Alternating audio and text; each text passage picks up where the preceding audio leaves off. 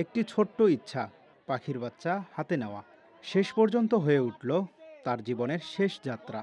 রাজশাহীতে ঘুঘু পাখির বাচ্চা নামাতে গিয়ে মর্মান্তিকভাবে প্রাণ হারিয়েছে ১৪ বছর বয়সী সাজ্জাদ। শনিবার সকাল 10:30টার দিকে নগরীর রাজপাড়া থানা এলাকার তেরোখাদিয়া বিভাগীয় স্টেডিয়ামের সামনে একটি উচ্চ ক্ষমতা সম্পূর্ণ বৈদ্যুতিক খুঁটিতে উঠে সাজ্জাদ। সেখানে বিদ্যুতের তারে জড়িয়ে বিদ্যুৎ স্পৃষ্ট হয় সে। খবর পেয়ে ফায়ার সার্ভিস কর্মীরা তাকে উদ্ধার করে রাজশাহী মেডিকেল কলেজ হাসপাতালে নিয়ে যান। তবে চিকিৎসকরা জানিয়ে দেন আর বাঁচানো গেল না কিশোরটিকে। সাজ্জাদের বাড়ি গাইবান্ধার গোবিন্দগঞ্জে। পরিবারসহ রাজশাহীতে ভাড়া বাসায় থাকত সে। তার এমন অকাল মৃত্যুতে পরিবার ও এলাকা জুড়ে নেমে এসেছে গভীর শোকের ছায়া। পুলিশ জানিয়েছে, প্রয়োজনীয় আইনি প্রক্রিয়া শেষে মরদেহ পরিবারের কাছে হস্তান্তর করা হবে।